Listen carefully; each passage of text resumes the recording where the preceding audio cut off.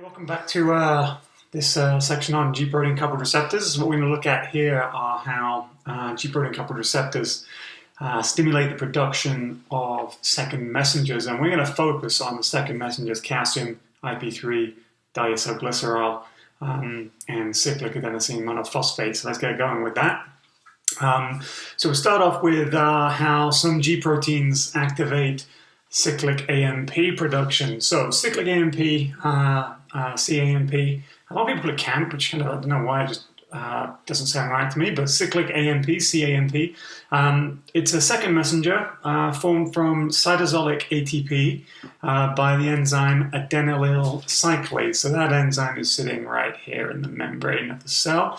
And so that enzyme is inactive until it is bound to an activated G stimulatory alpha subunit. So remember, there are two types of, actually several types of G protein, and we're only going to worry about G stimulatory and G inhibitory. There's also GQ as well, which will come up a little bit later.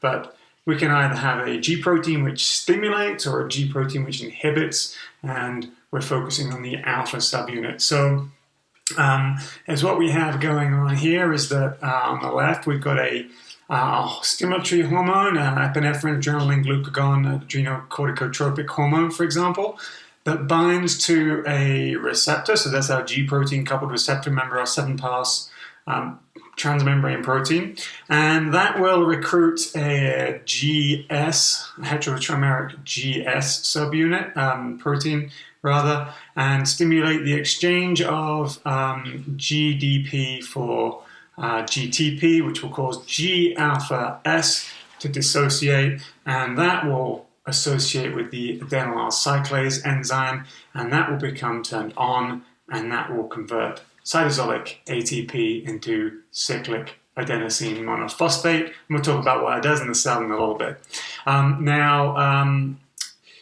There are other ligands, which may be inhibitory hormones, such as prostaglandin E1 or adenosine. So those inhibitory kind of hormones can turn on an inhibitory heterotrimeric G protein. And so the same mechanism works, but when the GTP is switched out, when the GDP is switched out for GTP, G-alpha I dissociates, and that can then go and turn off adenylyl cyclase. So that's there's an antagonistic relationship between stimulatory G proteins and inhibitory G proteins here to modulate the levels of cyclic AMP in the cell. So you can see how this can start to get very complicated when you've got complex mixtures of hormones circulating in your body. So you can also antagonize the effects of adenylyl cyclase by activating an enzyme called phosphodiesterase. Phosphodiesterase is able to cleave cyclic AMP to produce AMP, and so cyclic AMP is active in the cell because of the cyclized nature of one of phosphate groups. So it has to be cyclized to be active, and so you can make it inactive by stimulating this enzyme phosphodiesterase that cleaves CAMP to AMP, and therefore lowering the concentrations of cyclic AMP. So just to summarize this process and put everything together, in a simple diagram, let's see what we got. Here comes a ligand binding to G-protein coupled receptor that recruits the heterotrimeric G protein and stimulates the switching out of GDP for GTP, which releases G-alpha, which turns on adenylyl cyclase here, and adenylyl cyclase converts ATP to cyclic AMP, and in the process releases inorganic phosphate. At some point, G-alpha obviously hydrolyzes its GTP and becomes switched off, and then will reassociate with beta-gamma, and any remaining cyclic AMP that's that needs to be broken down can be broken down by the action of phosphodiesterases in the cell. And then we've gone back to the starting situation at the bottom here. Now, G proteins remain active for a short period of time because there's inherent GTPase activity. That means that cells can respond very quickly because the signal's turned on and then very quickly turned off again. Now, if the ligand for the G-protein coupled receptor persists in the environment, then we are going to see the persistent signaling. But as soon as the signaling molecule is gone, the process gets switched off. And so cells can respond very quickly to changing conditions in terms of the ligand. That would be something like a hormone.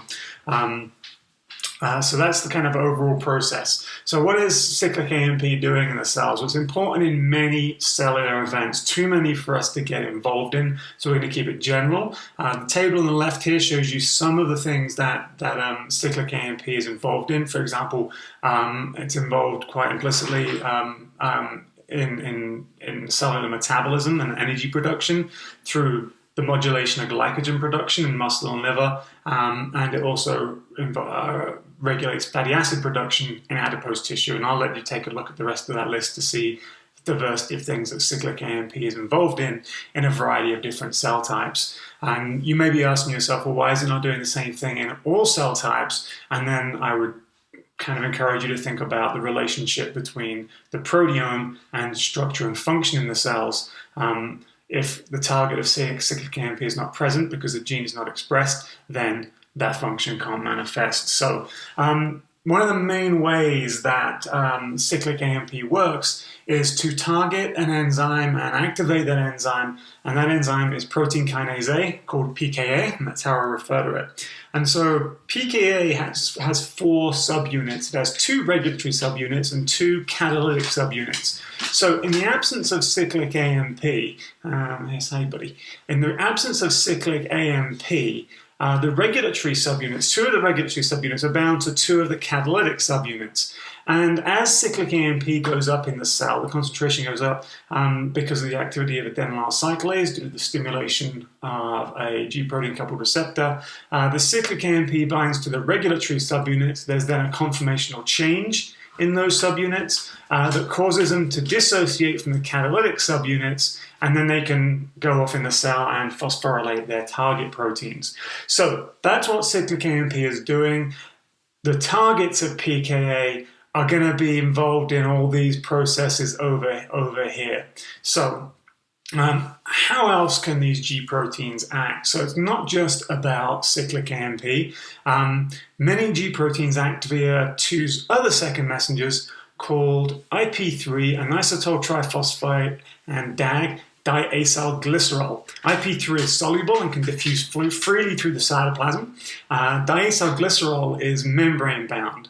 So both of these signaling molecules are produced from a phospholipid, which we saw several weeks ago now, called phosphatidylinositol. And so phosphatidylinositol, which is shown over here on the left, here is the inositol sugar attached to basically phosphatidic acid. So there's the phospholipid in the cytosolic leaflet. Remember, this has got to be in the cytosolic leaflet so these enzymes can act on it inside the cell. So here is the phosphatidylinositol phospholipid, the inositol sugar here, and the carbons are labeled anti-clockwise 1, 2, 3, 4, 5, and 6. And so there's an enzyme called phosphatidylinositol 4 kinase, and what that does is it uses a phosphate from ATP and it phosphorylates the hydroxyl attached to the 4 carbon, and so we end up with PI4 phosphate, phosphatidylinositol 4 phosphate, or PIP for short. And then there's a PIP5 kinase, which will convert the PIP, the PI4 phosphate by phosphorylating the hydroxyl on the 5 carbon to give us this important phospholipid here called PIP2, phosphatidylinositol 4,5 bisphosphate. Bis for 2 phosphates, 4 because one of the phosphates is on the 4 carbon, 5 because one of the phosphates is on the 5 carbon.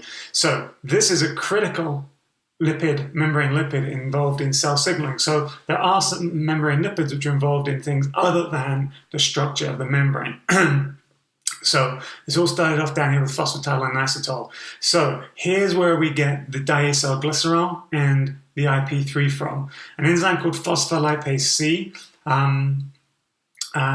which can be activated by certain G proteins, can cleave the PIP2 into this lipid-based component, so 2 fatty acid tails with a glycerol backbone here, or a glycerol head group here, I guess, and then it can release this molecule here called inositol 145 trisphosphate. And so there's also a phosphorylation on this 1 carbon here. Well, actually, this one carbon phosphate comes from this phosphate group here. So that phosphorylation there is part of the original phospholipid structure. So we end up with this soluble signaling molecule and this membrane-bound signaling molecule.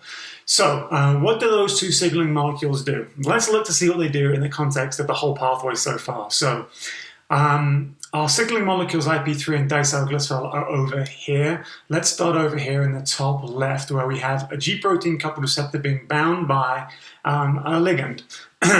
And we're going to activate a G protein here called GQ. So the GQ heterotrimeric G protein is activated like all the other G proteins we've talked about. The receptor causes a dissociation of G alpha from G beta gamma by driving the switch of GDP for GTP. So there is our active GQ alpha, and it is activating phospholipase C. And so phospholipase C is going to cleave the PIP2 into the soluble IP3 and diacylglycerol. Now the paths are going to diverge at this point. So the IP3 is able to diffuse through the cytoplasm, and it opens channels, calcium channels, in the endoplasmic reticulum membrane. And so those are IP3-gated calcium channels. So those are ligand-gated ion channels present in the ER membrane. So when that channel opens, a high concentration of calcium in the lumen of the ER floods into the cell, and that calcium activates a protein called PKC. The C stands for calcium, so protein kinase activated by calcium. Incidentally, pKa is protein kinase activated by cyclic adenosine monophosphate, so A from adenosine. So PKC is activated by protein kinase C, and that causes the protein kinase C to localize to the cell membrane. And when it gets to the cell membrane, it binds to the diacylglycerol that came from the PIP2 cleavage by phospholipase C, and now it is fully activated, and it can phosphorylate numerous cellular substrates. So that's one way that we can use G protein coupled receptors to elicit a change in cellular behavior.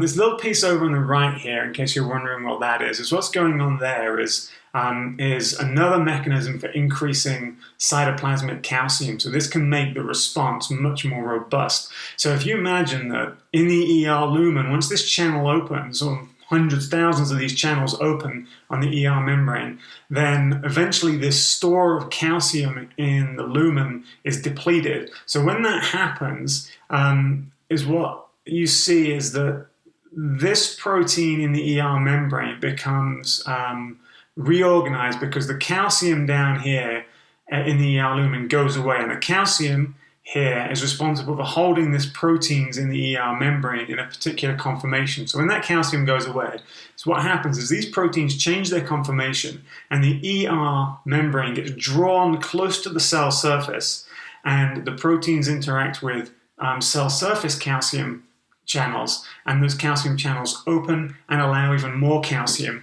into the cytosol. So when this intracellular store of calcium in the ER lumen is depleted, the ER can actually drive more calcium into the cytoplasm and activate more PKC by opening these cell membrane-bound calcium channels. So that's what really the IP3 and diacylglycerol are doing. Let's just take a real quick look at calcium storage and how you maintain calcium gradients, because calcium plays a critical and essential role in regulating a variety of cellular functions. In the cytosol, calcium concentrations are maintained at very, very low levels, and that's achieved by the action of a number of calcium ATPases. So there's one here, and this calcium ATPase is pumping calcium into the ER lumen. So the smooth ER lumen is a storage for calcium. There's a calcium pump that pumps calcium into the mitochondrial matrix. So the calcium is a store. There are also calcium ATPases which pump calcium out of the cell. So all of these mechanisms, including this sodium-calcium exchanger, which exchanges one sodium in for a calcium out, all of these calcium exchangers and pumps are working to maintain a very low concentration of calcium in the cytosol. And then what we have G protein coupled receptors and some receptor tyrosine kinases, which we will look at next time, which work to open the channels to allow the calcium to flood into the cell and elicit some kind of cellular response. So calcium storage and then the subsequent release of calcium in those stores down its gradient is critically important for cell signaling. So then the question is, what does the calcium do? How does the calcium work? So calcium can bind directly to effector proteins, for example, PKC. One of the most important proteins in the cell that calcium binds to and changes the structure and therefore the activity of is a protein called calmodulin. And so calmodulin mediates a lot of the calcium-activated processes in the cell. So calmodulin has this structure kind of like, it's got like two arms to it, I guess. Each arm binds 2 calcium ions. So one calmodulin molecule binds 4 calcium ions. So the calcium binds kind of in the arms of these hands here called EF hands. And that causes a change in the structure. And that structure is now active. And then a target protein, which has a calmodulin binding site, can be bound by the active form of calmodulin. And this target protein, then its behavior is changed, and then that's what will elicit some kind of cellular response. And like I said, the diversity of cellular responses is vast, and so we really can't get into lots of different examples. So that wraps it up. Next time we're going to go on to protein kinase-associated receptors, focusing on receptor tyrosine kinases. So I'll see you for that very shortly.